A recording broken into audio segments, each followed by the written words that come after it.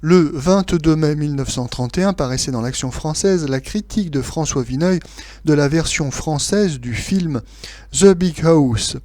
À la suite de cet article, nous reproduirons également la critique de François Vineuil parue le 15 janvier 1932 de la version américaine de ce film.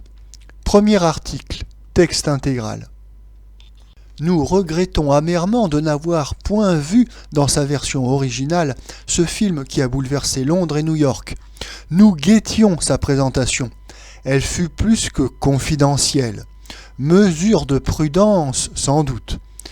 Il manque ainsi un terme précieux de comparaison pour juger le travail honnête que l'on montre depuis mardi sur les boulevards.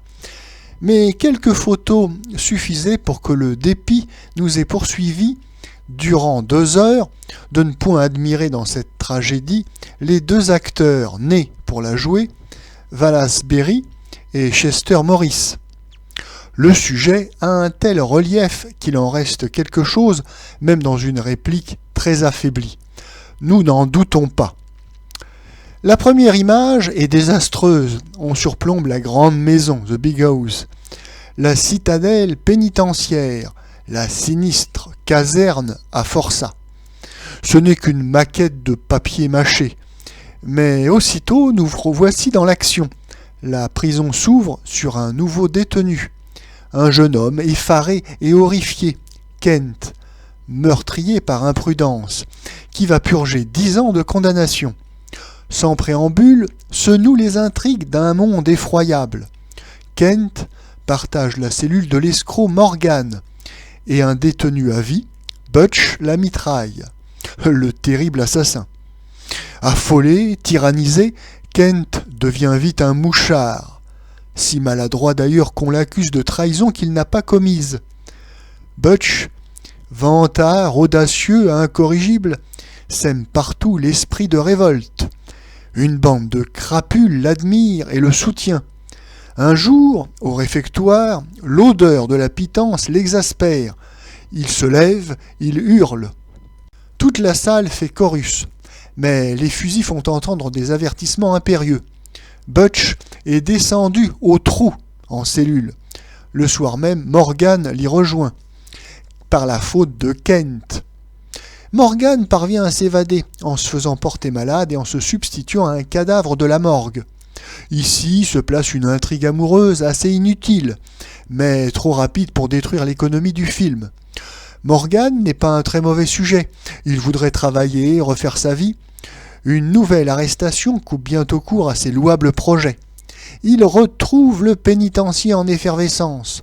Butch a décidé un grand coup pour le jour de Pâques. On profitera d'un instant où une grille s'en trouve pour bondir, revolver au poing. La distribution des armes se fait à la chapelle durant l'office. À midi, les prisonniers se ruent, mais Kent les a vendus. Une volée de balles les arrête. Cependant, les insurgés parviennent à s'emparer d'un dépôt de mitrailleuses. La mêlée, dirigée par Butch, devient indescriptible. Des gardiens sont exécutés sommairement. Kent est tué en cherchant à fuir. Après 3 heures de lutte, les tanks de l'armée arrivent enfin. Butch tombe, après avoir blessé Morgan qu'il prenait pour le traître et qui protégeait des gardiens hors de combat. Le canon rétablit l'ordre. Morgan est gracié pour sa courageuse attitude. Comme on le voit, le scénario est à peine noué. Il n'y a pas de caractère bien défini. Des figures plutôt, bâties à grands traits, une suite d'événements violents et simples dont le rythme forcené nous tient sans cesse en haleine. Le découpage de ce canevas, presque informe, devenait une opération essentielle. Il fut magistral. C'est à peu près tout ce qu'il reste de l'ouvrage primitif dans le film français. C'est déjà beaucoup, et cela suffit pour sauver le spectacle, mais non pour le mettre à l'abri des reproches ordinaires.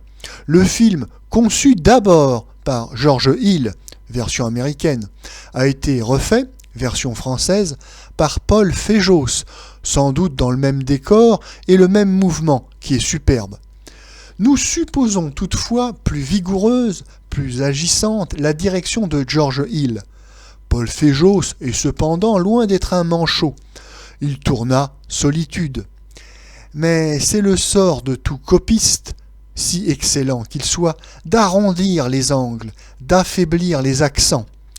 Le cinéma polyglotte n'échappera jamais à cette loi, malgré ses procédés mécaniques. Estimons-nous donc heureux que tous les ensembles du second film conservent une cadence saisissante. Défilé des prisonniers dans les couloirs et les cours, lugubre repas du réfectoire, travail dans des ateliers immenses, tout cela impitoyablement scandé par les sifflets des gardiens, le bruit quasi automatique des gamelles, des quarts, des outils. Une colossale horloge, aux voix multiples, semble découper avec lenteur une existence intolérable. Mais la scène capitale de la mutinerie n'est pas tout à fait assez nette pour marquer, comme il se devait, le sommet du film. Il y a un art d'organiser le tumulte, de centrer la confusion, que l'on a mal utilisé ici. Les portes se verrouillent à grand bruit, les mitrailleuses claquent, la fumée monte, les otages suent de terreur, mais tous ces épisodes s'enchevêtrent si bien qu'il devient difficile de suivre la bataille. On a voulu créer l'émotion par le fracas, moyen dangereux et peu sûr. Le reste du film incombe surtout à l'interprétation. On avait poussé les hauts cris en apprenant qu'elle compterait la plupart des comédiens français d'Hollywood, dispersés depuis peu et dont nous avons dit souvent les aventures et la médiocrité. On s'attendait à les trouver pires. Aucun n'est assez puissant pour nous faire oublier l'absurdité de ces adaptations où des personnages essentiellement américains parlent avec l'accent de la Villette. On ne voit que trop qu'ils doublent tous des créateurs originaux. Mais ils ont travaillé avec une bonne volonté évidente, sans doute parce qu'ils comprenaient, après 10 pannes mortelles, que le sujet valait enfin un effort. Certes, la distribution n'est rien moins qu'homogène, et voilà encore une des tares du film en plusieurs versions. Il est déjà difficile de découvrir des acteurs de cinéma débrouillés et typiques à Paris. Vous jugez des problèmes qui se posent à Hollywood. Aussi retrouve-t-on dans The Big House, sans aucun plaisir, quelques physionomies dont on ne connaît que trop la banalité. Monsieur Roland Normand grimace un petit rôle de gardien. Monsieur André Brugère a fait un Kent larmoyant et faux.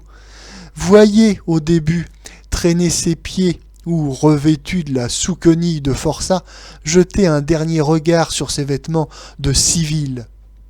Monsieur Maulois a eu si peur d'européaniser le rôle du directeur de prison qu'il n'ose plus un geste.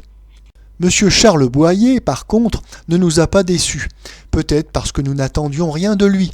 Il a été mandé à la dernière heure en Californie pour interpréter Morgan à la place de monsieur André Luguet, que l'on eut le sens d'évincer. Monsieur Charles Boyer est viril et beau garçon, trop beau même, et de visage trop ouvert. On imagine mal que ce garçon franc et solide ait pu commettre un mauvais coup, et qu'il soit le camarade de Butch. La psychologie du film en devient, pour une bonne partie, assez simpliste. Mais M. Boyer joue en bon comédien, sans écart de geste ni d'intonation. Lorsqu'on est sûr qu'il s'est repenti, qu'il ne suivra pas les révoltés, cet ancien escroc, courageux et décidé, paraît excellent. M. André Berlet est presque aussi monumental que M. Paulet, disgrâce qui lui a valu une réputation très usurpée de farceur. En le voyant la semaine dernière dans Le Petit Café, nous restions confondus de penser que l'on avait pu confier à cet obèse, essoufflé et maussade la figure épique de Butch. Nous serons justes, M. Berlet s'est donné infiniment de peine et ne pouvait faire mieux. Nous aimons peu son maquillage, qui évoque sous certains angles l'ennemi de Charlot dans les vieux films, le garçon de café ou l'arsouille aux sourcils démoniaques. M. Berlet joue visiblement un rôle à double face. Un gros voyou, tantôt vantard, débonnaire, qui se dérobe sous des excuses sans malice, tantôt coléreux, brutal, capable des crimes les plus sauvages. Contre toute prévision, sous son premier aspect, il reste emprunté et lourd. Les Américains tolèrent difficilement que l'on meure en état de péché mortel. Butch a donc un doux trépas, la main dans celle de Morgan. Avec n'importe qui, la scène doit être faible. Monsieur Berlet la rend presque insupportable. Mais quand il se déchaîne, Monsieur Berlet finit par sembler assez méchant. Nous disons méchant et non cruel ou terrible. Mais on ne lui en demandait pas davantage. C'est bien un cheval de retour que l'on n'aimerait pas rencontrer après minuit et qui peut très bien soulever une troupe de crapules, mettre 200 gardiens sur les dents. Résumons-nous. The Big House, tel qu'on nous l'a montré, n'est qu'un film consciencieux, qui ne prouve rien contre l'absurdité du cinéma à version multiple. Les fautes les plus visibles qu'on y relève tiennent à l'impossibilité où se trouvent des Français d'incarner un sujet strictement américain. Imaginez-vous un habitant du Minnesota jouant à un jardinier de la Loire ou un cabaretier auvergnat. Mais c'est de très loin le meilleur ouvrage tourné dans notre langue à Hollywood. Il serait bon, maintenant, qu'une des salles spécialisées de Paris accueillît la version originale du film. Que de soin, dira-t-on, pour un ouvrage bien grossier. Mais quoi ? Une prison, des sentiments élémentaires, des mouvements de foule, de la mitraille, est-il thème qui conviennent mieux au cinéma, surtout lorsqu'on y évite, comme dans The Big House, toute ostentation de réalisme et toute revendication d'une stupide sensibilité. Et maintenant, le second article du 15 janvier 1932, consacré à la version originale de ce film, texte intégral. Le studio du Parnasse a eu l'excellente idée de faire alterner sur son affiche les deux versions de The Big House. Le film de George Hill, qui a été, après Alléluia de King Vidor, une des premières œuvres où l'on ait vu le cinéma sonore triompher des embûches que lui dressait l'invention nouvelle. Nous avons parlé de sa violence organisée lorsqu'on le vit sur les boulevards dans sa version française. La version américaine, évidemment supérieure, ne pouvait nous apporter aucune véritable surprise, le rythme du montage n'y ayant subi aucune modification. Une seule faiblesse, qui n'existe pas dans l'édition française, 20 mètres de trop dans l'épisode sentimental, qui est lui-même l'erreur essentielle de ce solide ouvrage. Les interprètes français n'ont eu qu'à mettre les pas dans ceux de leurs camarades américains. La conviction de ces derniers éclate surtout dans les petits rôles. Aucune comparaison n'est possible entre les deux équipes de figurants, entre la physionomie larmoyante de M. Burgère et celle de Robert Montgomery. Wallace Beery joue beaucoup moins en force que M. André Berlet le personnage de Butch Lamitraille, qui prend un caractère plus sournois, peut-être moins véritablement crapuleux, mais à nos yeux d'Européens seulement, et parce que nous imaginons d'après les nôtres les voyous américains. Bien entendu, cette réserve accroît la force des éclats de Beery. Il n'éclipse jamais l'admirable Chester Morris, le plus viril sans doute de tous les acteurs américains, où l'on compte cependant de fameuses carrures et de rudes garçons. Vraiment, avec ses caprices, ses puériles intrigues, sa taylorisation, Hollywood n'est pas digne de posséder de tels comédiens, qu'elle n'utilise peut-être déjà plus. Il va de soi que ces quelques remarques n'enlèvent rien au mérite de M. Charles Boyer et de M. André Berlet, qui, pour n'avoir pas créé les figures des deux héros, ont su les adapter avec autant d'intelligence que de sincérité à l'esprit de leur race.